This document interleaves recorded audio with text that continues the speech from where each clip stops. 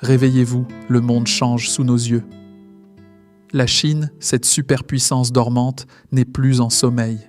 Et ses folles ambitions économiques pour dominer l'économie globale risquent de créer une guerre économique mondiale. Avec des produits manufacturés qui inondent nos marchés, des voitures électriques aux technologies de pointe, elle est en train de déclencher une tempête économique mondiale. C'est du moins ce que rapporte une analyse des experts de Bloomberg qui parle d'un risque d'une guerre économique mondiale. Oubliez les faillites en cascade dans l'immobilier. La Chine rebondit économiquement avec une croissance de 5%. Et comment ? Elle exporte, elle domine, elle écrase la concurrence. C'est l'ambition économique qu'elle s'est donnée. Et ça devient le moteur de sa croissance économique. L'Europe, l'Amérique, personne n'est à l'abri. Déployant un plan maître qui pourrait bien être digne d'un thriller économique, la Chine orchestre un changement de modèle économique à couper le souffle. Exit l'ère où elle était la fabrique du monde pour des babioles et des gadgets bon marché. Aujourd'hui, le dragon s'éveille avec une ambition démesurée, dominer le marché mondial avec des produits manufacturés de haute technologie. Imaginez des voitures électriques si avancées, des batteries révolutionnaires et des technologies d'énergie renouvelable qui pourraient bien faire pâlir les géants du secteur. C'est une révolution, car la Chine ne joue plus dans la cour des petits. Elle vise la domination de l'économie mondiale. Ce changement de modèle économique est la réponse audacieuse de Pékin au déclin de son secteur immobilier, autrefois pilier de son économie. Mais les experts ne se sont pas trompés. Car ils ont vu que ce changement est bien plus qu'une simple réponse à une crise interne. Cela fait partie de son plan, visant à porter la part de l'industrie manufacturière à 25% de son PIB d'ici 2025, contre 21,8% en 2020. Et ça, c'est une déclaration de guerre économique, un défi lancé à la face du monde occidental. Si elle s'est mise dans cette manœuvre, c'est aussi pour éviter la récession et maintenir une croissance fulgurante. Alors que d'autres géants économiques trébuchent et chutent face aux crises immobilières, la Chine, elle, se pavane avec une croissance avoisinant les 5% par an. Pendant que les économies du Japon et des États-Unis flanchaient, la Chine a choisi de se réinventer, de se transformer et d'exporter en masse pour maintenir une croissance économique. Mais cette croissance n'est pas sans conséquences. Elle engendre des déséquilibres, des tensions économiques avec l'Europe, les États-Unis et les pays émergents. L'essor de la Chine provoque des ondes de choc, déclenchant des tensions commerciales à l'échelle mondiale. La Chine, avec sa stratégie agressive d'exportation, ne se contente pas de jouer selon les règles. Elle les redéfinit, provoquant une véritable tempête dans les arènes commerciales internationales. Les États-Unis, l'Europe et d'autres puissances traditionnelles se retrouvent soudainement dans une position inconfortable, obligées de repenser leur stratégie face à un concurrent qui change la donne.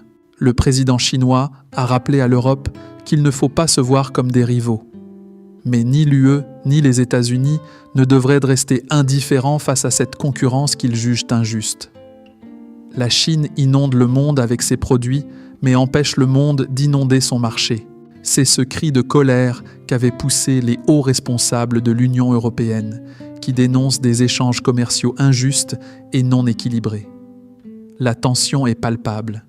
Les États-Unis, avec Joe Biden à la barre, serrent les vis, interdisant l'accès à des technologies avancées, une manœuvre visant à freiner l'ascension technologique de la Chine.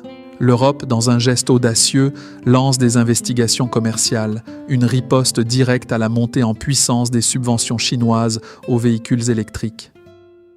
Global markets are now flooded with cheaper Chinese electric cars. And their price is kept artificially low by huge state subsidies. This is distorting our market. Mais ce bras de fer peut prendre une tournure encore plus dramatique. Donald Trump, figure emblématique du protectionnisme, pourrait revenir sur le devant de la scène politique américaine, apportant avec lui la promesse de politiques encore plus restrictives. La stratégie de la Chine ne touche pas seulement les titans économiques, mais elle a aussi un impact profond sur les économies émergentes. Les ambitions chinoises réduisent l'espace pour leur propre développement industriel, les plaçant dans une position délicate. Coincés entre l'avancée implacable de la Chine et les réactions des puissances mondiales, les pays en développement, jadis spectateurs lointains, se retrouvent désormais au cœur du tumulte. La stratégie chinoise limite leurs propres opportunités d'ascension économique. Au cœur de cette transformation se trouve le désir ardent de Xi Jinping de faire de la Chine non seulement un géant économique, mais aussi un bastion de l'innovation technologique et de la stabilité sociale. Dans son discours de 2020, il a clairement défini sa stratégie de double circulation. Il a déclaré sans équivoque que la fabrication est la ligne de vie et la fondation du pays.